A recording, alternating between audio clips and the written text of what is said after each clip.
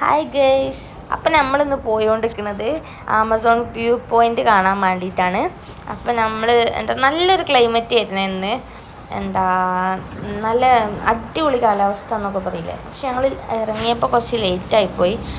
പിന്നെ മരങ്ങളുടെ ഇടയിൽ കൂടെ ആയപ്പോൾ ഒന്നും കൂടെ ഇരുട്ടായിട്ട് ഫീൽ ചെയ്തു. പക്ഷെ മേലെത്തിയപ്പോൾ അത്ര ഇരുട്ടായിട്ടൊന്നും ഞങ്ങൾക്ക് തോന്നിയില്ലേ. എല്ലാവരും മസ്റ്റായിട്ട് വിസിറ്റ് ചെയ്യേണ്ട ഒരു പ്ലേസ് തന്നെയാണ് ആമസോൺ വ്യൂ പോയിൻ്റ്. അപ്പോൾ നമ്മൾ കയറിക്കൊണ്ട് നിൽക്കുകയാണ്. നല്ല നല്ല വലിയ വലിയ കയറ്റങ്ങളാണ്. അപ്പോൾ കയറിക്കൊണ്ട് നിന്നപ്പോൾ ഞങ്ങൾക്കൊരു വ്യൂ ഒരു നല്ലൊരു വ്യൂ കിട്ടി. അപ്പോൾ ഞാൻ ജസ്റ്റ് ഒന്ന് ഫോൺ എടുത്തിട്ട് വീഡിയോ എടുക്കുകയാണ്. എൻ്റെ കൂടെ ടൂട്ടു ഉണ്ടേ. ടൂട്ടു ഓന് ഭയങ്കര എൻജോയ് ചെയ്തുകൊണ്ടിരിക്കുകയാണ്.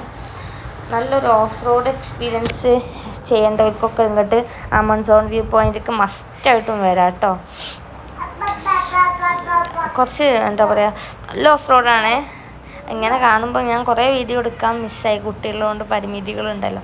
അപ്പോൾ അത് അവരുടെ സ്പ്ലെൻഡർ വളുക്കി വീഴുന്നുണ്ട്. നല്ല ഇതിലാണ്. ഞങ്ങൾക്ക് വലിയ ഇതൊന്നും ആയില്ല. അങ്ങനെ ഞങ്ങൾ കയറിക്കൊണ്ട് നിൽക്കുകയാണ്. കയറിയപ്പോൾ നല്ല കറുത്ത മണ്ണാട്ടോ മൊത്തത്തിൽ.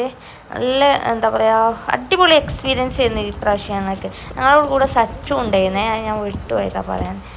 അങ്ങനെ കുട്ടീനെ ഞങ്ങളെല്ലാവരും മാറി മാറി എടുത്ത് ഞങ്ങൾ കയറി.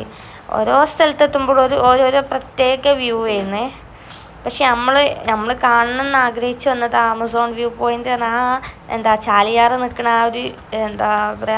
ആ ഒരു സ്ട്രക്ചർ കാണാനല്ലേ നമ്മൾ വന്നത്.